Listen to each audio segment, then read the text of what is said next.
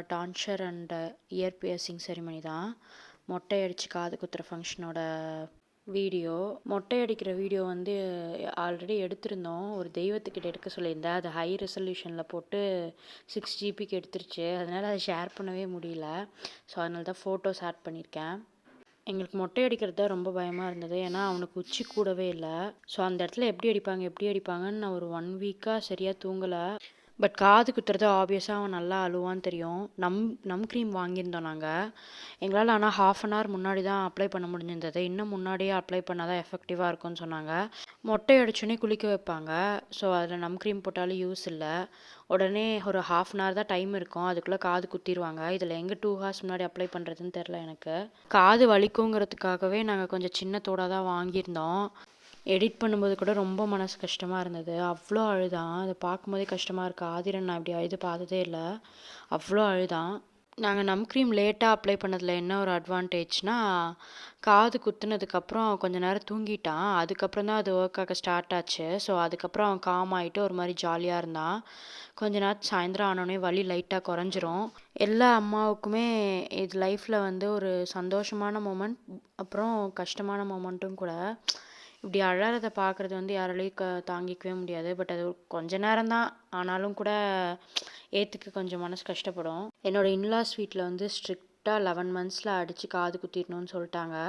So அதனால தான் உச்சி கூடலனா கூட மொட்டை அடித்து காது குத்திடலான்னு சொல்லி இது பண்ணிட்டோம். அதுவும் இல்லாமல் என்னோடய பர்சனல் ஒப்பீனியன் என்னென்னா, ஒரு 1 yearக்கு மேலே அதே முடியோடு இருந்தால் ஃபேஸ்லாம் ரொம்ப சேஞ்ச் ஆகிடுது. அப்புறம் கொஞ்சம் லாங்காக வளர்ந்துட்டு அவங்களுக்குமே அது கஷ்டம். இப்போ தலைக்கெலாம் குளிக்க வச்சோம்னா காயாமல் ஈஸியாக கோல்டு வரத்துக்கு கூட சான்சஸ் இருக்குது. ஆதிரன் கொஞ்சம் சமத்து பையனாகவே எல்லோரும் பார்த்துட்டாங்க. இப்படி அழும்போது கொஞ்சம் என் ஃபேமிலியில் எல்லாத்துக்குமே ரொம்ப கஷ்டமாக இருந்தது. அவங்களோட ஃபேஷியல் எக்ஸ்ப்ரெஷன்லேயே தெரிஞ்சிருக்கும் ஃபுல்லாக.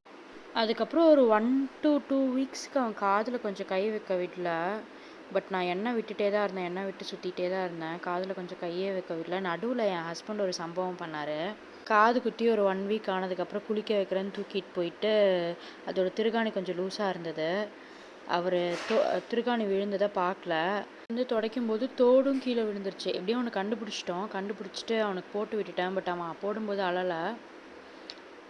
அதோ இப்போ பார்க்கும்போது கொஞ்சம் கிராங்கியாகவே இருந்தான். அவர் கொஞ்ச நேரம் அழுதுட்டு கிராங்கியாக இருந்தான். அதுக்கப்புறம் தூங்கிட்டான். அதுக்கப்புறம் சமத்து குட்டியாக மாறிட்டான் ஆதிரன்.